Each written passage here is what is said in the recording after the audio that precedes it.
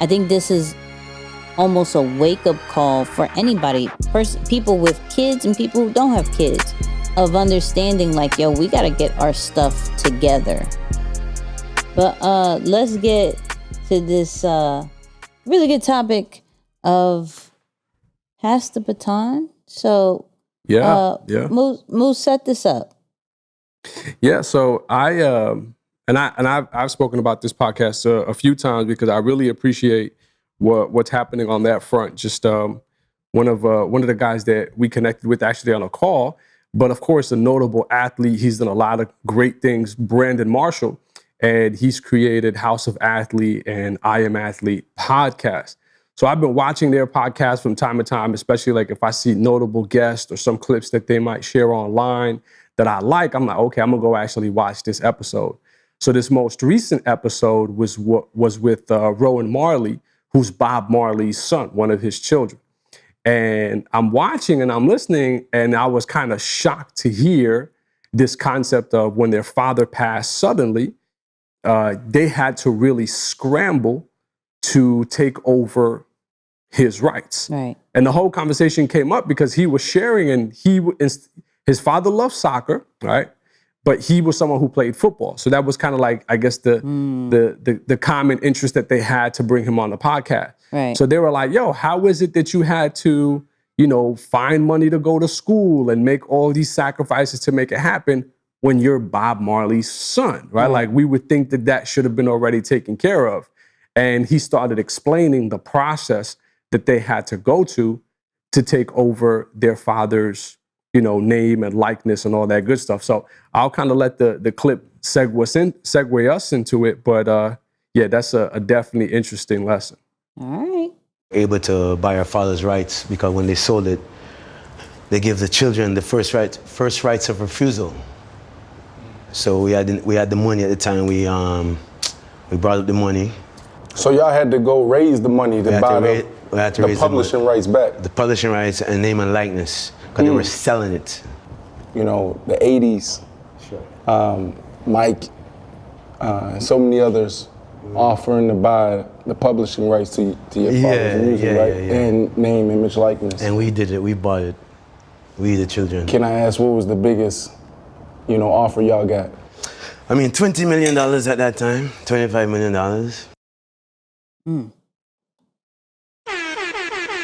Wow. Yeah. So you're talking 40 years ago or something like that? Yeah. That's a lot of money back then. Mm-hmm. But I think for me, and let's start with this. I have no kids. I have an amazing mother who is about to pass down a lot of stuff to make sure that I'm good. And I know this because we've had conversations, right? And clearly this is, when Bob Marley was alive, things are totally different now compared to before, right? But I still, how do I put this? One, makes me really look at things because Bob Marley died suddenly, right?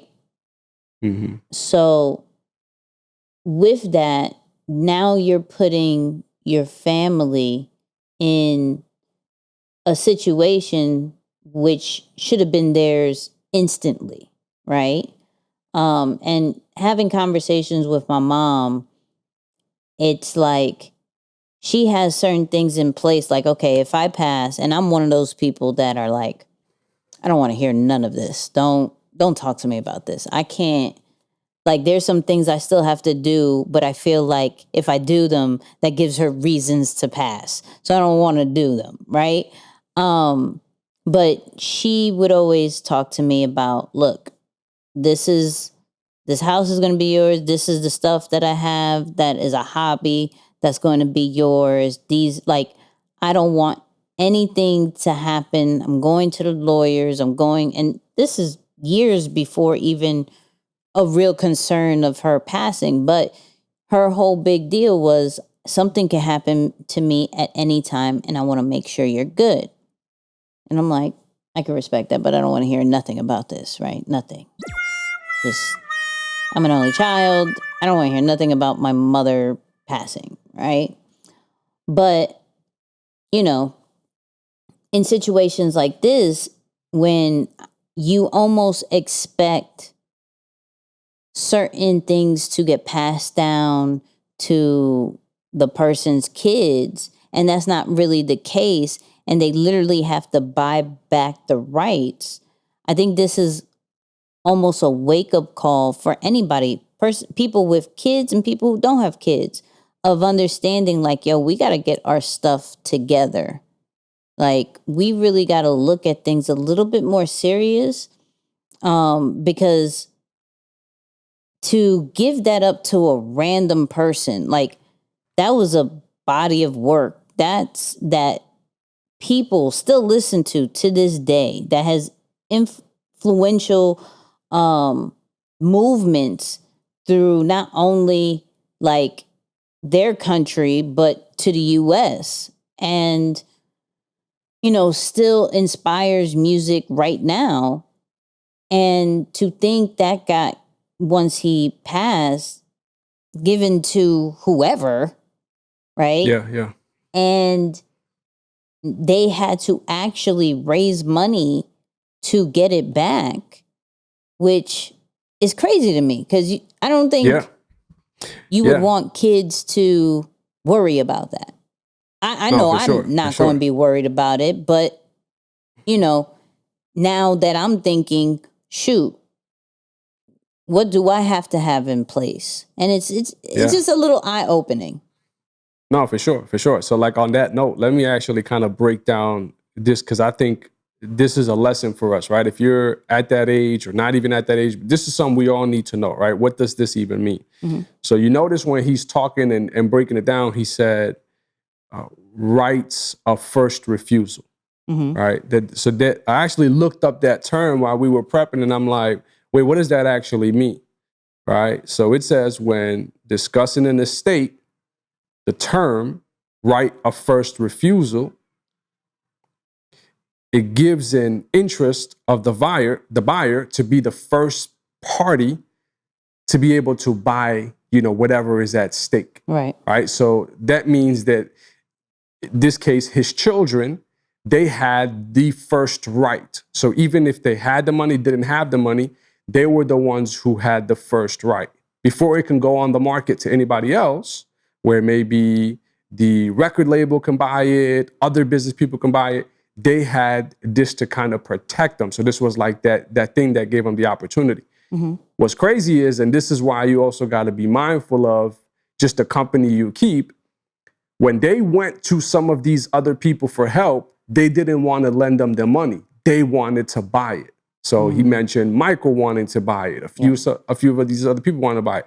So it's like, in your time of need, even those who are closest to you, there is no guarantee that they're going to be like, oh, you know what? Yeah, let me help you out and secure your future by doing that. So I think for me, that was also a wake-up call. Like, hey, when push comes to shove and we're at the negotiation table doing business, don't be surprised when people treat your family members as business people. Now, you would hope somebody like Bob Marley, I mean, this guy was an icon, a legend. Still to this day, I've watched multiple of his documentaries, love his music. I know deeply what he stood for. He's done free concerts at times when the country was literally on the verge of war to bring back peace and to help people not fight. So like the stuff that he represented is almost like, damn, really? Like, because people would usually say, oh, that will only happen if, you know, your father, your family didn't really represent something. But no, hold up a second. Clearly, my man had global impact throughout his lifetime, died at a relatively young age. There's no debate. So I think it's just for us, it's really a reminder and a lesson like, yo, not only do you got to have your stuff down packed in the bank, but also on paper, and let your loved ones kind of know some of the rulings in the law that they might have to navigate in getting that stuff back. Because, you know, like you said, $25 million 40 years ago might have seemed like a lot of money, but they would have had no legal right for anything Bob Marley related, not merchandise, not music, not nothing, for the rest of their lives. So I think like when you really like start thinking about it, like, hold up, what do we have coming up? And I think he said that he has 10 other siblings, like 10 other brothers and sisters. So that's a lot of, mouths to feed and stuff like that. Right. So I don't know. I think for me, it was just really cool to kind of get a quick little lesson on how that happened. And even some of the other living legends who you would think would do that philanthropy piece and say, oh yeah, for sure, we'll help you out and loan you the money to buy your father's, name and likeness. That isn't what necessarily happened. It's on our backs to really put up for our own families and make sure they're in position to take over when we pass on, because it's not a matter of if. Unfortunately, that's just the cycle of life. Yeah, and it's unfortunate to know that even maybe now that these record labels don't really care about the families because they look at artists as products. Straight up. Yep, absolutely. And absolutely. And that's just, and that could be any industry. Like you have to worry about in that time frame. When it comes to death, you got to worry about self in that point. The crazy thing, I'm not big on thinking about self too many times, but when it's all said and done, it's definitely not even a handful of people from a business standpoint that will make sure when you die, you're good and your family are good. Because I think we've heard multiple stories of when people pass, the friends that they thought that was going to take care of the kids and the family, and they all go ghost. Yeah, it's rare. It's rare. I'll tell you that from experience. It's rare. Yeah, it's whack. Whack. Couldn't even give the air horns. The air horns is celebration. I know. I didn't know what else to do. It's one of those tough lessons to learn, but you know what? I think it's needed for us to talk about it and again, like really use this information as an opportunity for us to open our eyes and just make way with the truth. Like that's just the reality of how some situations go. So it's a good lesson for us to learn. Big facts. See, you can say that now. I can celebrate. I can celebrate.